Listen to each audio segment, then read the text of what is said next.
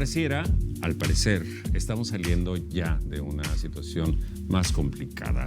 Hay algunos pronósticos que indican que esta cuestión de la contingencia por COVID con el Omicron ya empieza a considerarse endémica. Pero bien, en el saldo de los daños, en la medida de lo que nos ha ocurrido en los últimos 2 años prácticamente, que ya están muy próximos a cumplirse, ha ocurrido toda una transformación, ha ocurrido un impacto muy fuerte que no sucedía, ni siquiera estoy seguro de que haya sucedido cuando la gripe española, no estoy muy seguro, ¿no? Está en el con motivo del Día del Amor y la Amistad, queremos presentarle este programa analizando qué es lo que puede volver a reunirnos, dado que esta contingencia nos separó en muchísimos aspectos, ¿no? Y esperemos que sea de provecho para usted, que nos dé una idea de cómo recuperar ante esta nueva realidad emocional, cómo recuperarnos de esa situación. La Nocturna.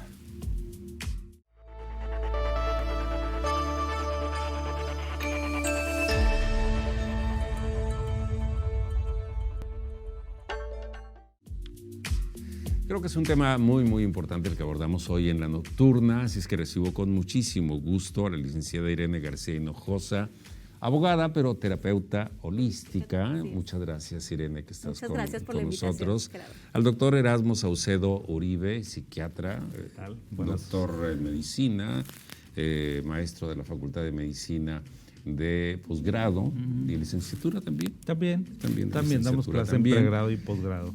Y al doctor Rolando Picos Bobit en Bobit. Bobbio. Yo aquí puse mal, ¿no? Filósofo, doctor. Filósofo, sí, profesor en la Autónoma de Nuevo León. Les agradecemos muchísimo, en nombre de este sistema de radio y televisión de Nuevo León, que estén con nosotros. Bien, no sabemos a ciencia cierta si ya estamos fuera de toda esta contingencia que ha impactado al mundo, que detuvo al mundo por espacio. En algún momento lo detuvo en seco y después lo ha dejado avanzar poco a poco. Pero lo que sí es cierto es que hubo una afectación en las comunidades, ¿no? Así es que no sé si pudiéramos delinear, si pudiéramos darle forma a alguna idea de cómo está el espectro emocional, claro, en términos generales de lo que ha vivido el mundo entero, pero en particular nuestras comunidades por esta situación del COVID-19. No sé, pues yo creo en principio, perdón, siempre tomo la adelante, palabra. Adelante, doctor Orlando. Que hay sí una transformación profunda de las subjetividades, que hay evidentemente un impacto negativo en muchos sentidos, quizás en algunos otros sentidos positivo, pero creo que lo que ha generado es una serie de fenómenos que afloran como la desesperación, angustia en principio, incertidumbre, todo, digamos, la carga emocional que conlleva gestionar las pérdidas, ¿no? En principio, ¿no? La sensación de aislamiento, la distancia con el otro, ¿no? En el caso de los que somos profesores, pues eso también nos ha pegado bastante, ¿no? Y también a nuestros alumnos, ¿no? Porque de alguna manera el hecho de vincularse a la otra persona pues va conformando aquello que nosotros somos. Ajá. Y cuando la otra persona pues no está o está lejos, está mediada por una pantalla, pues el proceso se configura de otra forma, ¿no? Yo creo que sí, evidentemente hemos cambiado como seres humanos, aunque esta situación de la pandemia pues no es la primera vez que nos sucede, sí. Es una gran crisis, o sea, es la consecuencia de una serie de cuestiones que ya veníamos arrastrando, ¿no? De crisis que ya veníamos arrastrando.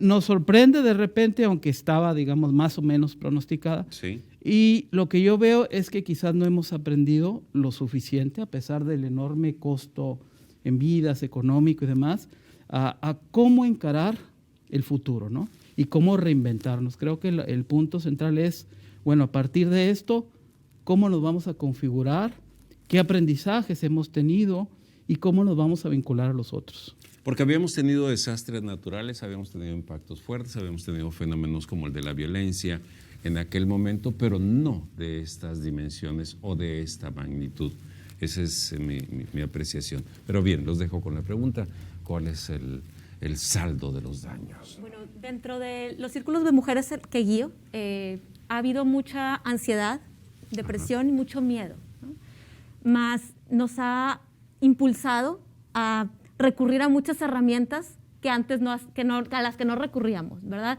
Por ejemplo, dentro del tema de la meditación, de una reprogramación, de buscar apoyo en línea, de buscar desde redes sociales, YouTube, para estar mejor, para cuidarnos y para no perder este contacto que físicamente ya no está, pero ahora todo ha sido de una forma virtual y nos ha apoyado a seguirnos sosteniendo entre las mujeres. Es, digamos, gestión emocional, Así lo que es. han estado Así haciendo. El universo de personas que te ha tocado atender o que te ha tocado darle seguimiento, hacer apoyo.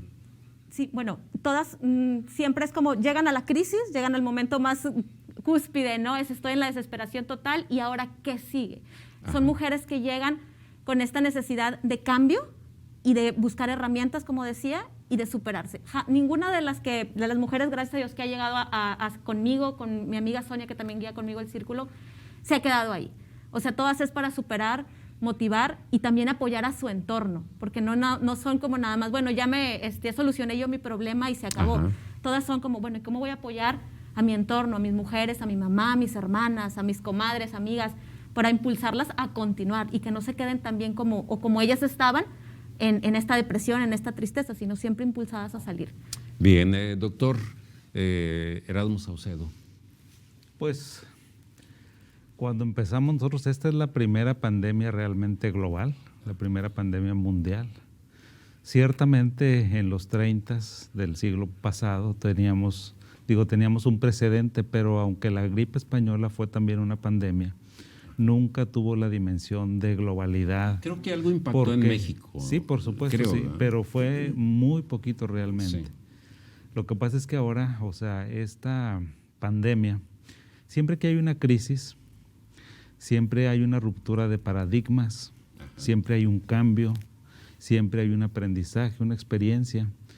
Y lo que nos trajo esa pandemia pues es la globalidad. O sea, ahora todo el mundo estamos interconectados y precisamente por eso a lo mejor un virus que emerge en China pues se esparce rápidamente a todo el globo.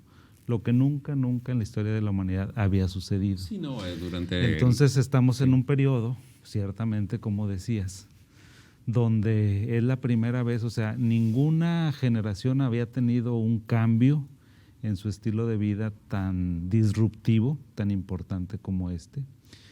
Y evidentemente pues que es una experiencia que creo que todavía no alcanzamos a temperar. ¿Cuál es el impacto que va a tener? O sea, ya sabemos en lo inmediato, digo, los que nos dedicamos a la salud mental, eso lo vemos, pero en el pan de cada día.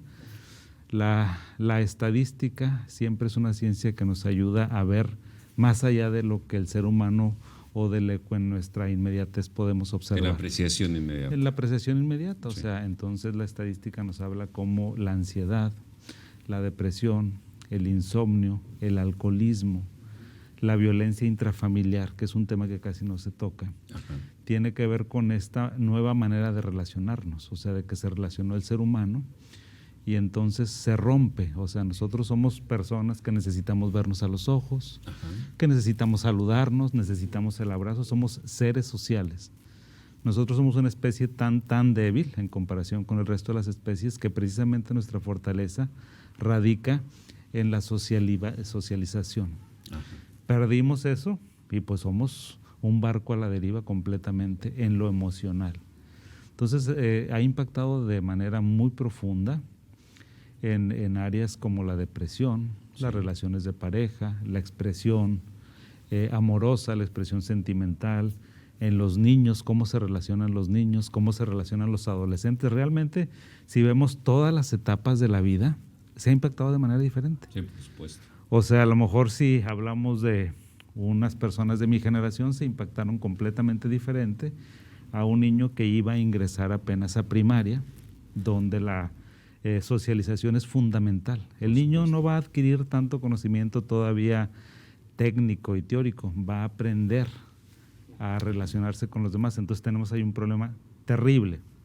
Por eso les digo que yo creo que el impacto no lo hemos, lo vamos a ver en esta generación que va a quedar marcada, pero yo creo que vamos a ir viendo los estragos de esta pandemia, de este aislamiento social en unos 15, 20 años, que lo estamos viendo desde ahorita. ¿Qué debemos asumir como sociedad? Que estamos que ya regresamos a la normalidad, que debemos adaptarnos a una nueva normalidad. Este principio de Darwin, no sobrevive la especie más fuerte ni la más inteligente, sino la que sabe adaptarse. ¿En qué momento estamos? Yo creo que estamos en el momento de la conciencia de la fragilidad. Es decir, apenas estamos en eso, ¿no? Asumiendo eso y la necesidad, como decía el doctor, pues de vincularnos y de vincularnos de nuevas formas, de formas más creativas, más solidarias, ¿no? De ver un poco al pasado, ¿no? Qué es lo que ha sucedido y por qué hemos llegado aquí y cómo hacer frente, ¿no? Digo, después de una crisis, cualquier crisis personal, social, pues hay que ver hacia adelante, pero el asunto es, ¿qué voy a hacer? ¿Qué voy a hacer? Para saber qué voy a hacer, tengo que tener muy en claro qué es lo que ha pasado. Como dice el doctor, apenas estamos empezando a ver algunas consecuencias. No solamente son educativas, sino son emocionales, son en otros sentidos, ¿no?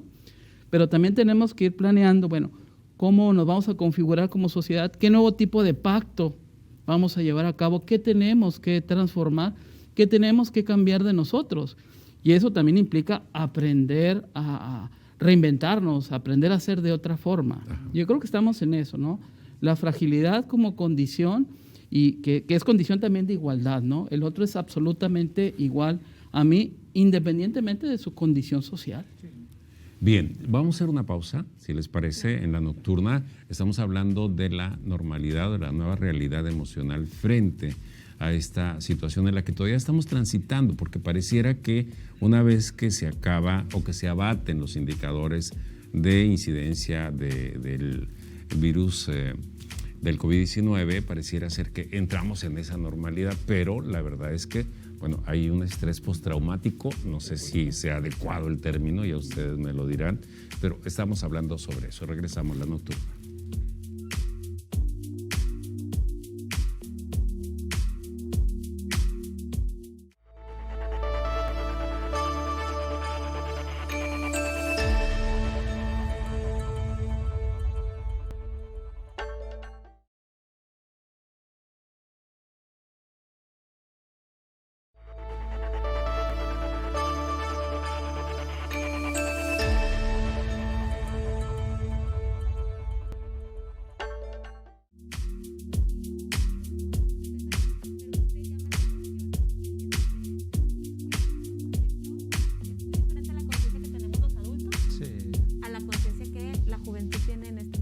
Sí, bueno, por eso se convirtió después de que se empezaron a dar los primeros indicadores de las afectaciones por COVID-19, que eran los adultos mayores. Después empezó este tema de los jóvenes, ¿no? Que viene el confinamiento y, bueno, de alguna manera este primer susto de aquel marzo de 2020 hizo que sí se resguardaran, pero posteriormente dieron para julio más, del ¿no? 2020 Entonces, ya se les había acabado y estaban desesperadísimos los chavos y ya se iban de fiesta y se iban a los antros y todo. Estábamos platicando acerca de la normalidad. Es de adaptarse a estas otras circunstancias. Se había hecho una aportación al doctor Rolando Picos. No sé si quieren abundar sobre ello. Claro. En esta nueva normalidad es, bueno, todo esto, esta nueva adaptación, ¿no? Pero no, el crear nuevos vínculos desde lo virtual ha sido increíble.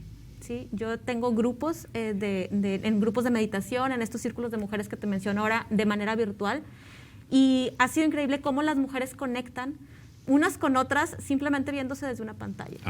Desde compartiendo sus emociones, sus sensaciones, las vivencias que están teniendo, lo que están sanando y lo que están compartiendo para que la otra se sienta mejor. Entonces, esta forma de vincularnos ahora con la herramienta de la tecnología, creo que ha sido algo que también nos ha apoyado mucho. Irene, ¿y es suficiente? Sí. Es decir, ¿la tecnología da para esa fraternización necesaria entre los seres humanos? No sé si la palabra sea suficiente, pero ha podido contener a muchísimas personas en esta pandemia, muchísimas. O sea, desde el grado en donde yo me encontraba sola y solo hablaba con mis hijos, muchas mujeres están en esta condición, sabes que por fin puedo hablar con un adulto que me entiende, que me comprende, o que de pronto ya el WhatsApp, por ejemplo, también, ya es mi herramienta básica para comunicarme con las personas que quiero. Entonces, ha sido esa adaptación y ha sido una evolución también como en este aspecto. Bueno, pues ahorita platicamos acerca de si nos ha acercado más la tecnología o nos ha, Pues sí. o ha entrado solamente a remediar una situación como esta. Pues es que ahora sí que, como decía mi abuelo, de lo perdido lo encontrado. Lo he encontrado. Así es. Sí. Y lo esa que aparezca, frase, ¿no? lo que aparezca, esa frase es hermosa porque nos tenemos que adaptar. O sea, creo que algo bueno, por eso yo pienso siempre que estamos en una crisis, a las crisis hay que sacarle lo bueno. Porque de lo malo, la verdad es que para hablar de tragedias, pues no, el mundo no está para eso. Pero lo bueno, yo creo que ha sido que nos hemos tecnologizado muchísimo más rápido. Ajá, o sea, por supuesto. muchísimo más rápido. Tal vez un proceso que iba a llevar 10, 15 años a la humanidad, lo tuvimos que hacer en 6, 7, 8, 9 meses. Ya para finales del 2020 ya todos éramos muy doctos en estar manejando las plataformas, las redes sociales, cómo nos comunicábamos. Estábamos aprendiendo un nuevo lenguaje que tarde que temprano, tal vez en el 2020 o en el 2040, lo íbamos a tener que aprender. Incluso en el medio qué? INSI, ¿Sí? que llaman los psicólogos y psiquiatras, mucha de la consulta se dio a distancia. Muchísima, todo. O sea, nosotros, por ejemplo, que manejamos un hospital psiquiátrico, uno de los más grandes y más importantes del norte de la República, pues como se han de imaginar, no lo podíamos cerrar. Ajá. No lo podíamos cerrar porque, pues bueno, la atención psiquiátrica es algo esencial en una sociedad. Pero sí nos vimos en la necesidad de hacer protocolos muy diferentes. Antes tal vez internábamos muchos pacientes y ahora internamos los únicos que prácticamente, si no lo internas, quién sabe si lo vuelvas a ver el día de mañana. Así estábamos. Entonces se cambió mucho y la tecnología creo que nos ayudó bastante. No podíamos hacer consultas, el Departamento de Psiquiatría de la universidad es uno de los lugares que tiene más consultas de todo el país.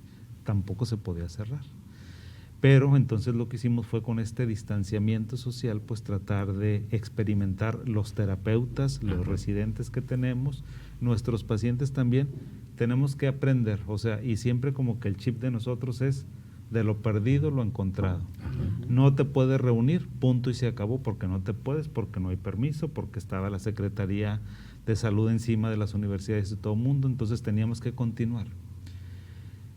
Creo que cuando uno era lo suficientemente claro para transmitir que el ser humano es una persona que siempre vamos a estar en crisis de una u otra naturaleza. Sí. Esta es una crisis muy importante, se tienen que adaptar.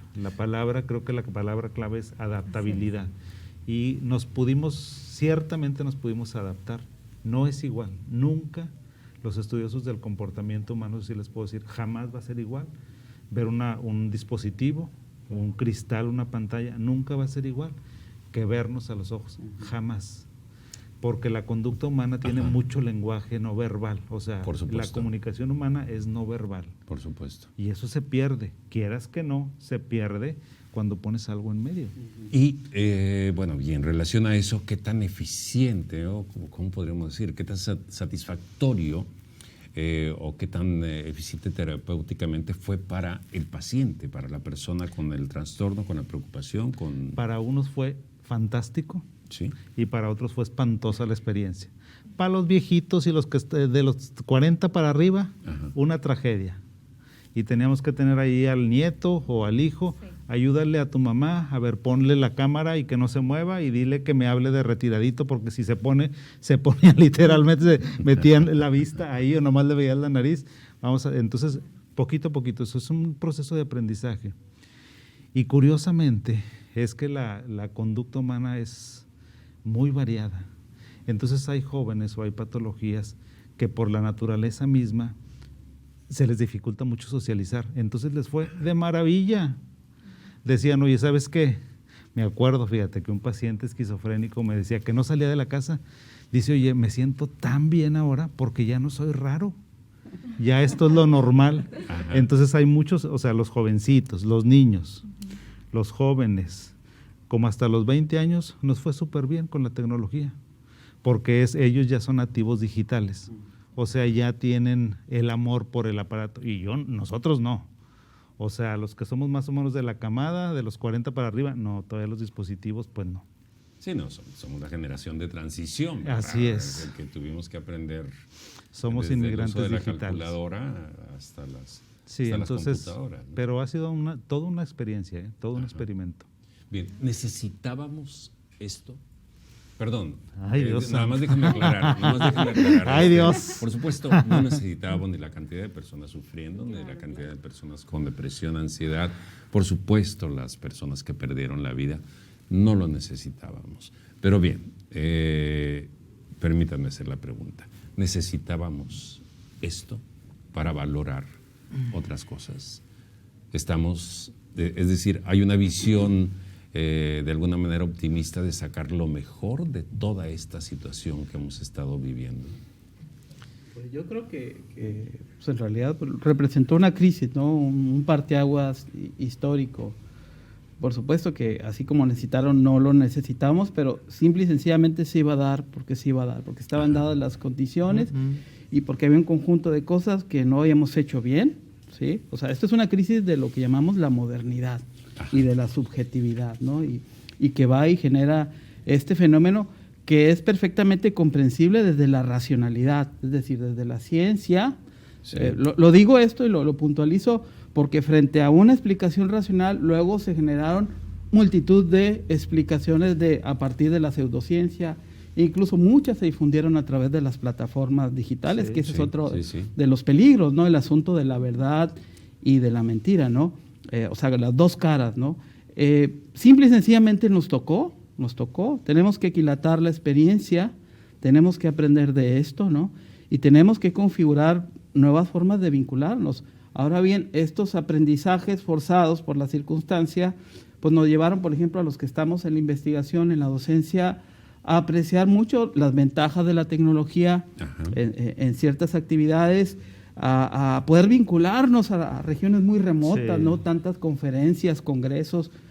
Muchos caímos incluso en una hiperactividad ahí de vincularte a todas partes, ¿no? Y conocer mucha gente. También esa sí fue una parte, digamos, positiva que permitió de cierta manera gestionar tu propia crisis, ¿no? Tu propia tristeza, ¿no? Mientras todo estaba pasando, ¿no?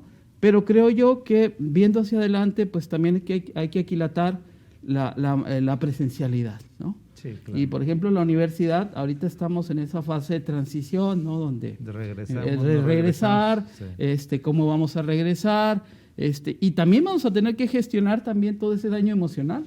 Hablo como profesor, ¿no? O sea, tenemos que aprender de eso. No va a ser fácil, pero pues insisto en esto, ¿no? Hay que generar nuevas formas de aprendizaje y hay que generar nuevas formas de vinculación. Bueno, la naturaleza no se equivoca, por eso me atrevo a hacer la pregunta. Pues ¿Lo necesitábamos? Pues así, o sea, como necesitarlo no, pero creo que entiendo el sentido de que no sé si estábamos tan chiflados, si estábamos en un mundo muy hedonista, en un mundo centrado en la individualidad, en la superficialidad, en la frivolidad.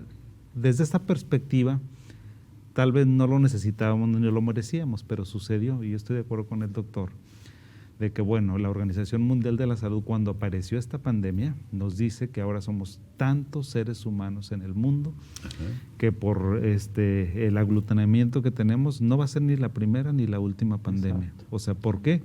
Porque la contagiosidad de los virus, de las bacterias, la mutación, la resistencia a los antibióticos que estamos teniendo, pues esto va a ser un fenómeno que se va a estar presentando. Se va a estar presentando. Entonces, de que va a suceder, va a suceder. No estoy muy seguro de si aprendimos la lección o no. Creo que no. Creo que no. ¿Por qué?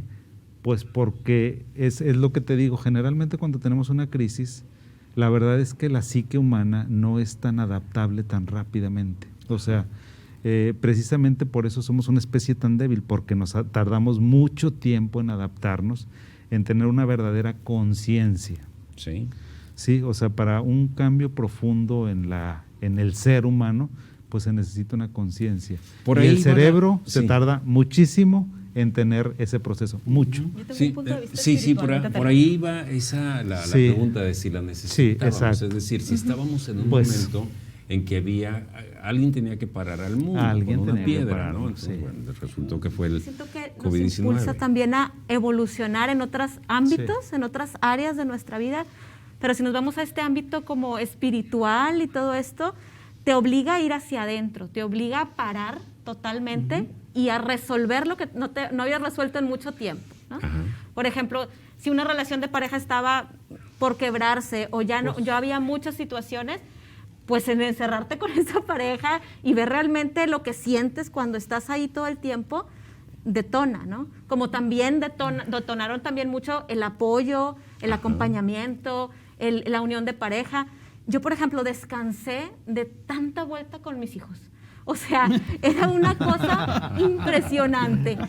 Me obligó a parar y entonces ahora convivimos, comemos, platicamos, hicimos cosas que jamás habíamos hecho porque nos pasábamos de la escuela, la clase, la otra clase, la tarea y todo era correr, correr, correr.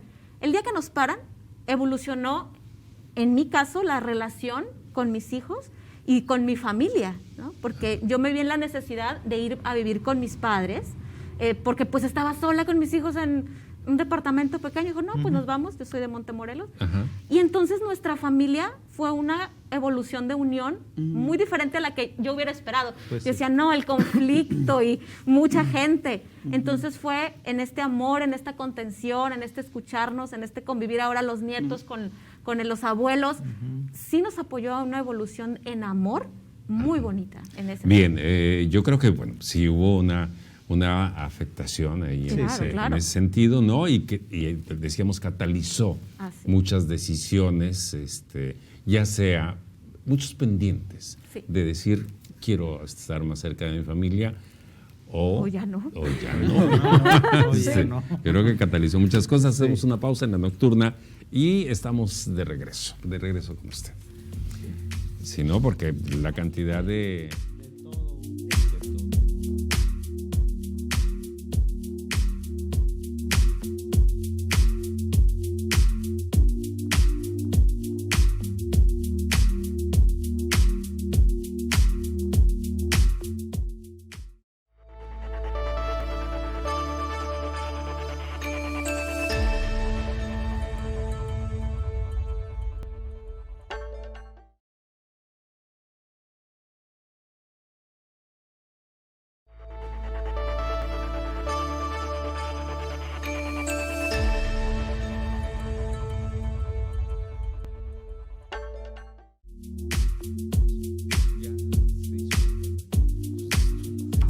Pues qué bien, ¿no? Positiva, ¿no? Pero creo que más en lo micro que en lo macro. O sea, creo que Ajá. más hemos evolucionado así a nivel de A nivel, familia que a nivel de sociedad. Ya, pues, Bien, yo quisiera retomar esta frase, este término o concepto que lanzó el doctor Rolando Picos de gestionar una idea de comunidad, una nueva idea de comunidad ante esta situación que no va a terminar, como lo decíamos hace rato, hoy porque nos digan, oficialmente ya no usan el cubrebocas, ¿no? Sí. No va a terminar ahí. Pues no. Hay una afectación dentro de la comunidad, ¿no? Entonces, a partir de ahí, y si hemos aprendido la lección, que según el doctor Erasmo habría que ponerlo un tanto en duda, Sí, en duda, sí, no, totalmente. en duda, bien, gestionar una nueva idea de comunidad. Sí, y es ahí donde empieza a tener sentido la fraternidad, el amor, la amistad, estos conceptos que de repente son tan vacíos, ¿no? Porque si estos conceptos no se materializan, entonces no tienen sentido, ¿no? Y creo que justamente esta crisis ha vinculado de una nueva forma a las familias, a los amigos, en la idea del cuidado de sí y el cuidado de los otros. En filosofía nosotros trabajamos mucho con eso, ¿no? Ajá. Por lo menos los que vemos la filosofía como arte de la existencia, ¿no? Desde el punto de vista ético, ¿no? Y creo yo que se han gestado algunas experiencias a nivel de familia que han vuelto a reunificar o han vuelto a unir a familias que antes estaban muy desapegadas, ¿no? Bajo esta idea que yo comentaba de del cuidado del otro, ¿no? De la preocupación del otro. Y en medio de todo eso, la posibilidad de aprender, ¿no? De la idea de la necesidad de resistir una vida que de por sí ya era difícil y que se complicó muchísimo. Y si no hubiéramos tenido el apoyo de los otros, nuestra familia, nuestros amigos, sí, pues ¿qué hubiera sido de nosotros, no? Se habló mucho del término de resiliencia, sí, durante esta pandemia. Y resiliencia es soportar el golpe, sí, ser lo suficientemente maleable como para decir, me doblo tantito, pero no me soporto, quiero, sí, ¿no? Entonces, a partir de ahí no es que voy a aprender, sino que voy a soportar, sí, esta andanada. ¿Así fue? Pues sí, o sea, yo creo que en muchos sentidos fue así. O sea, siempre que hay una crisis, el ser humano tiene varias etapas en su aceptación para llegar a la aceptación de lo que sea. Al principio es la negación, no pasa nada, aquí no pasa nada, no está el COVID, no es cierto, es una invención china, ¿a qué broncas trae Estados Unidos y China? Luego después viene una etapa como de ira, de crisis, de enojo, de frustración. Oye, ya pasaron 2 meses y me dijeron que nada más iba a ser 15 días y que en Semana Santa regresábamos. Sí. Pues nunca regresamos. Sí, y ahorita estamos en esta otra nueva etapa donde, bueno, creo que hay cierta resignación, cierta resiliencia. Ok, esto es lo que hay. Ahora esto es lo que hay. Y tenemos que aprender de una manera diferente, tenemos que gestionar nuestra existencia de una manera diferente. Eso sí creo que sí sucedió, que gestionamos nuestra realidad inmediata de una manera diferente.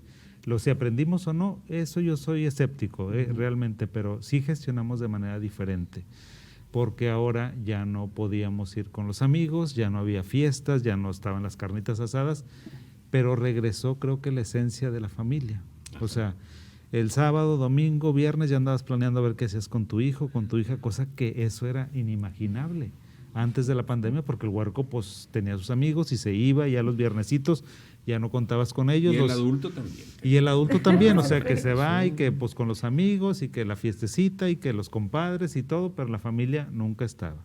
Ajá. Y ahora está, tuvo que estar, tuvo que ayudarse, tuvo que apoyarse, tuvo que aprender de la fragilidad.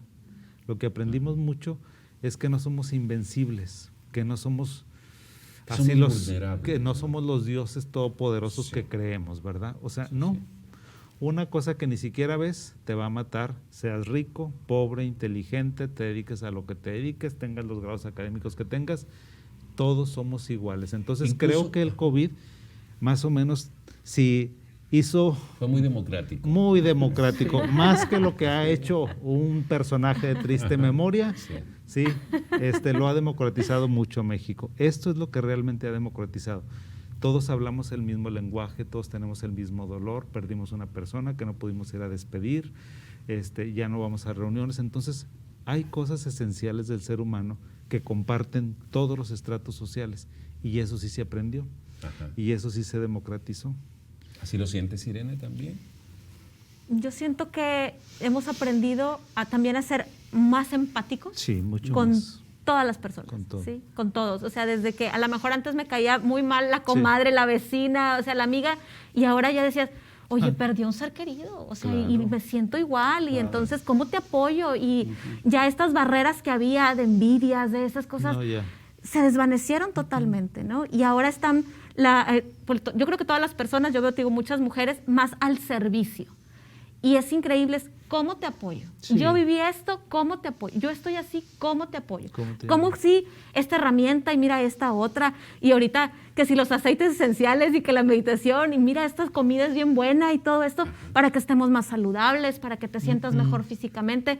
Entonces, sí se ha movido mucho, y la evolución como dentro de esta, pues, ¿cómo le puedo decir? Hermandad. Ha sido muy grande. Creo que nos había ocurrido que ante los sismos, por ejemplo, en la Ciudad de México, sí, claro, los huracanes aquí en el 88 y el posterior... Del 2010, creo, por ahí, sí. Sí, el Alex. Surgía la solidaridad. Ahí eran momentos de crisis, si se quiere, eran impactos muy fuertes, pero muy breves, no de la extensión de y ahí surgía la fraternidad, la capacidad de cooperación, el colaborativismo y demás. Pero vino en condiciones distintas, es decir, vino a afectarnos emocionalmente, Sí, claro. y a decirnos, a ver, cuidadito con lo que estás haciendo. Entonces, no sé si toda esta mirada optimista, que me parece muy buena, realmente así ocurrió.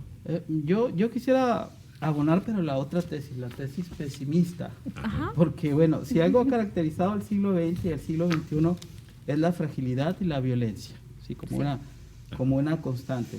Y ahora, en medio de todo esto que nos ha pasado, seguimos teniendo actitudes muy irracionales. Todas las violencias que se desataron en la pandemia, incluso de los familiares de enfermos, por ejemplo, agresiones a los médicos, o la prevalencia de los antivacunas, ¿no? Y todos estos movimientos que han generado, ¿no? Todo el impacto que tienen, impacto político, ¿no? O sea, creo que no hemos aprendido muchas cosas que debimos haber aprendido. Es decir, realmente somos suficientemente solidarios, realmente somos suficientemente empáticos. O sea, ahí yo un poco diría, bueno, en parte sí, pero no totalmente, porque el ser humano, no sé, el doctor nos podrá decir, tiende a olvidar muy rápido. Sí, claro. Será como una especie de mecanismo de defensa, de y adaptabilidad. vuelvo a la evasión, vuelvo a mi individualismo, vuelvo a mi egoísmo. Y el problema más difícil, creo yo, a veces manejo esto un poco con mis alumnos, es vete al espejo, sin nada más que tú enfrente, ¿no? Eso fue lo que nos pasó en la pandemia, de repente, o sea, estamos ahí totalmente aislados y enfrente al espejo. Y cuando nos vemos frente al espejo, a veces podemos encontrar cosas que no nos gustan mucho, ¿no? Y el asunto es, ¿cómo las vas a gestionar? ¿Qué vas a hacer a partir de eso? Qué bueno quien tuvo la posibilidad de ese apoyo, de esa solidaridad. Muchos no lo tuvieron, muchos no lo tienen todavía, también hay que puntualizarlo, ¿no? Por eso decía yo, pues tenemos que volver a aprender muchas cosas, ¿no? Y volver a pensar en términos de lo global, volver a pensar en términos de esa fragilidad que hemos estado aquí señalando, ¿no? En todas las intervenciones, ¿no? Y eso creo que eso es pensar en el amor, eso es pensar en la amistad, ¿no? Bien, bien. Pensemos que en las experiencias que tuvimos en nuestro entorno se dan estas buenas posibilidades, se dan estas buenas prácticas, y que hubo acercamiento familiar y demás. Pero ahora pensemos en lo que ocurrió, no de manera positiva, ¿no? De lo que ocurrió, pensemos en la recuperación de la sociedad, o en la recuperación de las personas en la colectividad. Pensemos en ello un momentito, y cuál sería una ruta adecuada. Los niños, el regreso a la escuela, adolescentes, los que ya estamos maduros, que también cuentan los años, y el papel de rollo se va más rápido al final, entonces... Es cierto, se va rapidísimo. Entonces ya nos quitaron 2 cuadritos del papel de rollo. Entonces, Metáfora. Bueno, no quise mencionarlo así, pero nomás se me ocurrió eso, ¿no? Sí, es cierto, es hermoso. Pues bueno, yo creo que los que tenemos más experiencia, tenemos que enseñarles a los muchachos y a los niños cómo socializar, qué es socializar. Creo que en todo donde nos reunamos, en las parroquias, en las escuelas, en los antros, todo lo que tenga que ver con socialización, tenemos que partir del principio de que tuvimos 2 años en pausa y se perdió, y no sabemos cómo socializar y cómo relacionarnos. Literalmente, los niños que ahorita van a entrar a segundo, a tercer año, que dicen de primaria, que van a tener que ingresar de manera presencial, prácticamente los maestros de tercero van a tener que hacer la misma actividad que los maestros de primer año, el primer mes. De enseñarles a los niños cómo aproximarse, cómo saludarse, con qué se van a saludar, si con el codo, con el puño, o sea, toda una nueva manera, porque la socialización se aprende. Entonces, sí, claro, por supuesto. Todo eso lo hemos perdido. En los niños es una tragedia, o sea, en los bebés, en los niños a los que les tocó la pandemia hasta los 8, 9 años, 10 años, de 10 años para abajo, va a ser terrible, porque los jovencitos de 12, 13 años no saben qué es querer, qué es que les guste un niño o una niña, cómo se debe de demostrar. Negociar.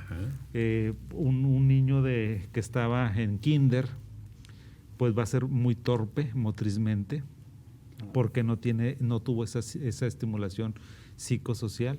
Entonces creo que lo que sí se perdió y que se tiene que gestionar, no solamente es la adquisición otra vez, porque si no vamos a volver al mismo rollo de siempre, de centrar el conocimiento y el bienestar de la sociedad en la adquisición de conocimiento teórico, cuando lo que necesitamos mucho son los valores y la socialización, y cómo me relaciono contigo de una manera correcta, amable, gentil, cómo no te agredo, cómo no te ofendo, cómo de respeto tu espacio vital, cuánto mide, hasta cosas así tan sencillas como que dices, oye, el espacio vital entre las personas es como de 1,5 metros. Ajá. Si te acercas mucho, vas a asustar a la persona, porque existe ese espacio invisible. Por supuesto. Entonces, necesita uno mucho conocimiento de neurociencias, de psicología social, para poder enseñar y identificar los fenómenos, porque si no estás atento a esas fallas que van a tener los muchachitos y que van a tener los jóvenes y que van a tener, por ejemplo, los otros profesores, ¿cómo voy a recibir un muchacho de 5º año? Prácticamente estoy recibiendo un muchacho de 2º año, lo voy a tener que educar como el de 2º año, porque perdió muchas cosas. Sí, se perdió capacidad. Se perdieron capacidades. Se perdieron capacidades ahí. Así es. Bien, hacemos una pausa, ¿les parece? Claro. Y regresamos a hablar del amor y la pandemia. El amor y la recuperación. Vamos a la pausa, regresamos a La Nocturna.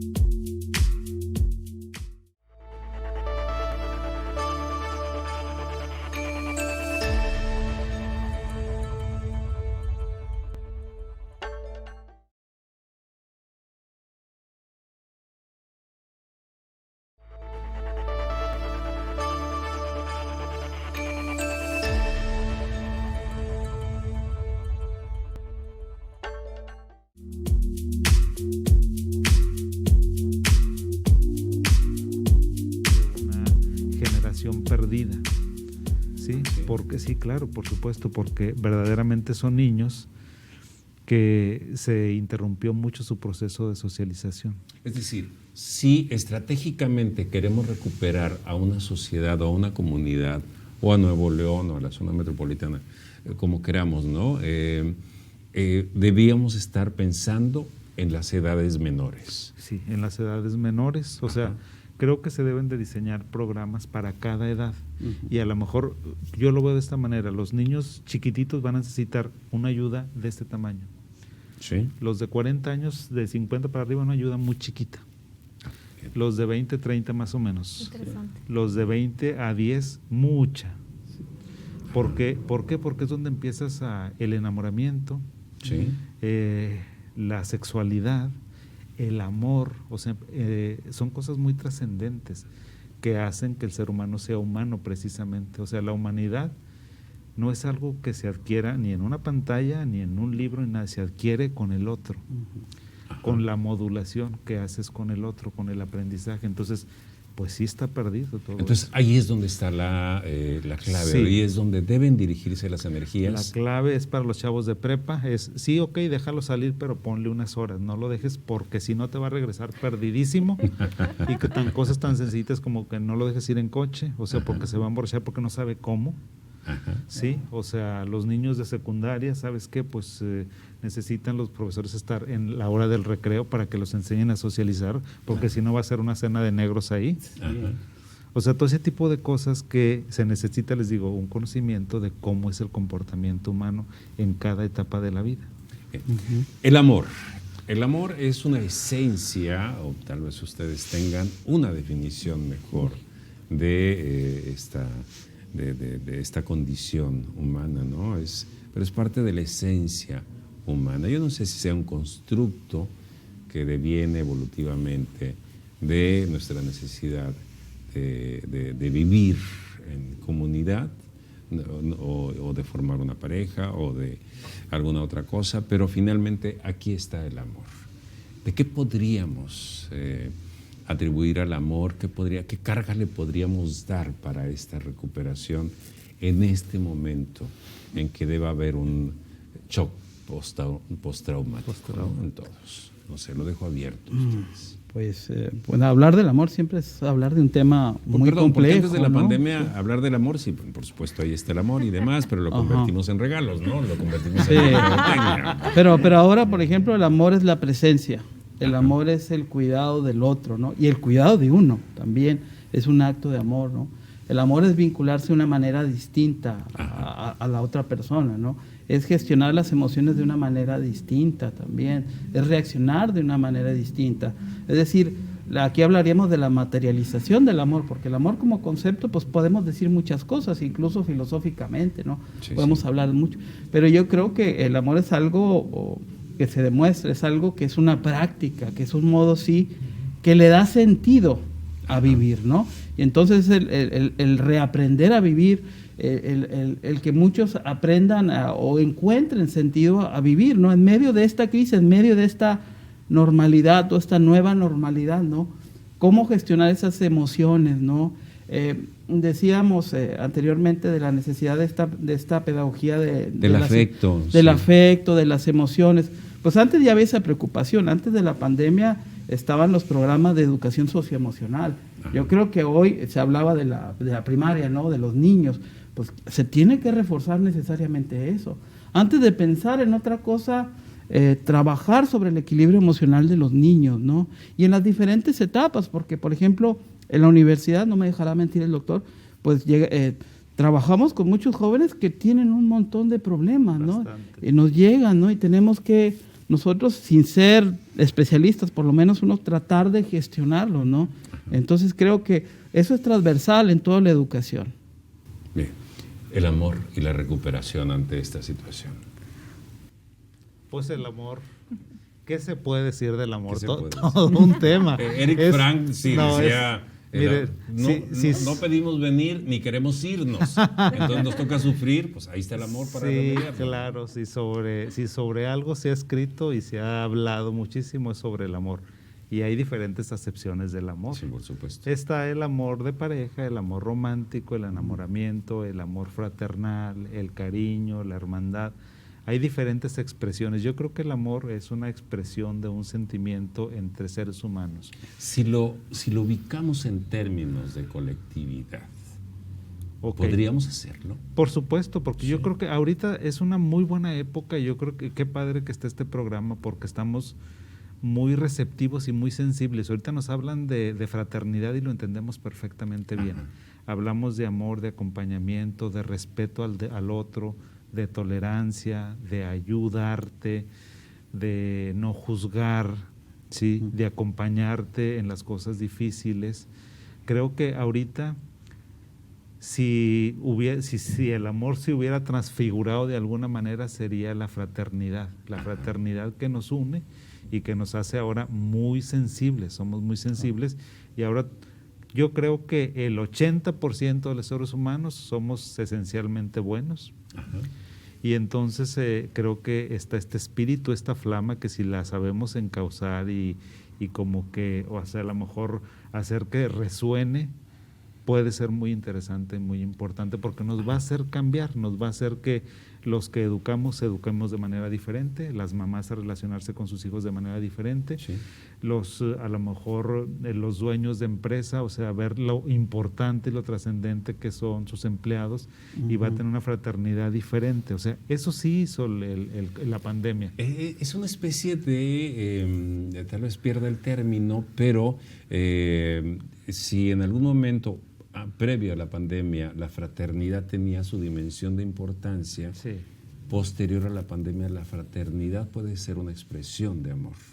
Es una expresión de amor definitivamente. O sea, ¿por qué? Porque cuando ves la fragilidad de los seres humanos, y ahora la vimos más que nunca, nos hacemos más sensibles, nos hermanamos más con el otro. Y si esa puede ser una acepción de amor para alguien, porque realmente definir el concepto es bastante abstracto, Sí, por no hay una supuesto. definición como tal, pero creo que eso sería amor. Amor es a lo mejor agarrar a un niño que no sabe cómo socializar y enseñarlo. Amor es ayudarle a un estudiante para que pueda sobresalir. Amor es a lo mejor en tus vecinos que antes no te hablabas y que qué camioneta tienes y que no sé qué y que las envidias. Todo eso se olvidó. y ahora platicas y conversas y pues hemos recobrado muchos valores que el ser humano tiene, porque creo que nosotros tenemos una gran tradición y cultura de nuestros valores, pero la verdad es que luchar contra la mercadotecnia y luchar contra toda la bomba y las redes sociales que te dicen, cómprate el celular más fregón y el que trae el carro y las garras mejores, o sea, y todo eso fueron, yo creo que cubriendo la esencia humana que ahora, pero sale, o sea, ahora tú ves una persona y las personas brillan, o sea, tienen una esencia diferente, te relacionas diferente con la gente. Qué bonita apreciación, doctor. Sí, o sea, te da gusto. ¿A poco no que ahora ves a una persona y dices, ya tenía ganas de verte, o no sé, como que el corazón así se te sale porque dices, quiero verlos, o sea, ahora me doy cuenta de lo importante que eres para mí. Ajá. Que yo no pensaba que fueras tan importante, yo pensaba que era Juan Camaney y resulta que no. Sí, una valoración. Sí, es claro. Que no hay amor, no puede haber amor si no hay ética. Es decir, es una nueva forma de vincularte, de reconocer a la otra persona, ¿no? De reconocer el Lo habíamos banalizado. Sí, habíamos banalizado, individualizado, mitificado. El amor tiene muchos mitos, el amor romántico para empezar, ¿no? Ajá. Y bueno, creo que muchas cuestiones sobre el amor se están justamente cuestionando, valga la redundancia, ¿no? Sí, el mito del amor romántico, por ejemplo, ¿no? Sí, no, el amor de Hollywood, ¿no? Exactamente, de las películas mexicanas. Entonces, bueno, hoy vemos que hay nuevas formas de vincularse, ¿no? Ajá. Nuevas formas de pensar el amor, porque el amor es creación, o sea, es creatividad, ¿no?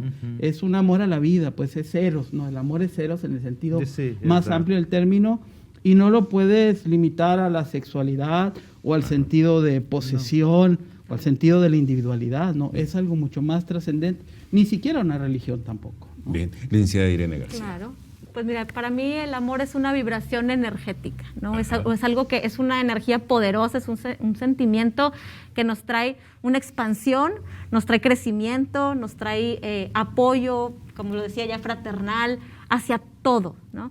Y obviamente, pues cuando ya hay cada una de las personas tenemos una frecuencia, y cuando tenemos una frecuencia similar, estas energías se complementan y el amor crece, ¿no? Entonces, crecimiento es hermoso. No estás hablando de la relación de pareja. No. Estás hablando en general. Claro que en la relación de pareja el amor crece y puede desarrollar cosas maravillosas desde un amor, como te digo, de una frecuencia, no desde la conveniencia y el contrato y todo esto, ¿verdad? Pero así es como conectamos con las personas, con esta frecuencia, con esta energía. Cuando yo veo a alguien que se quiere y que transmite ese amor, yo conecto con esa persona, ¿no? Que me sonríe, que me vea a los ojos, que me dice, por ejemplo, un guardia que me recibe, buenos días, señora, ¿cómo está? Pásale. Oye, está transmitiendo una energía de amor, de agradecimiento, de servicio. Y entonces estas conexiones se dan de una forma diferente, pero para mí, desde el punto de vista energético, es una vibración energética que se expande. ¿Y estás de acuerdo con esta visión de que esta destrucción del hombre como la especie dominante, porque ahora fue el virus la especie dominante, ¿no? ¿Estás de acuerdo con que nos sensibilizó? Totalmente. ¿Sí? Totalmente.